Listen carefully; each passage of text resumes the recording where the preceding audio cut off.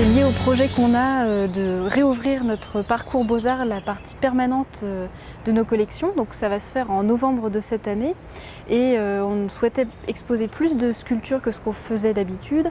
Et en fait, il y en a plusieurs qui nécessitaient un nettoyage, une restauration.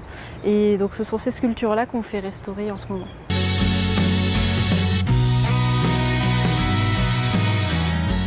Les marbres sont très encrassés. Pour l'exposition au public, c'est pas forcément très agréable d'exposer des marbres sales. Toute la difficulté sur un marbre, c'est d'obtenir un nettoyage homogène en fait. Pouvoir récupérer les taches, qu'elles ne se voient plus et pour autant ne pas avoir des surfaces qui apparaissent trop blanches par rapport à d'autres, etc.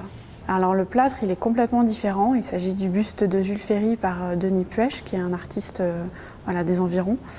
Et en fait, c'est un plâtre qui a été repeint de multiples fois et donc dont tous les volumes et tous les détails ont été englués sous ces différentes couches de peinture. Et donc en fait, le musée souhaitait procéder au dégagement jusqu'à la polychromie originale pour qu'on puisse retrouver toute la finesse des détails et ainsi le travail de l'artiste. Alors après la restauration, la plupart de ces œuvres vont retourner en réserve en attendant d'être présentées dans le parcours permanent qui ouvre en novembre. Mais deux d'entre elles vont être présentées au public quasiment tout de suite.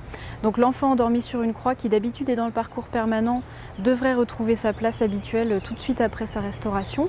Et le buste de Jules Ferry, lui, va être d'abord exposé dans notre exposition temporaire qui ouvre au mois de mai, donc qui est liée aux Imaginales qui se déroulent à cette période-là. Et ensuite, il fera partie du parcours permanent du musée.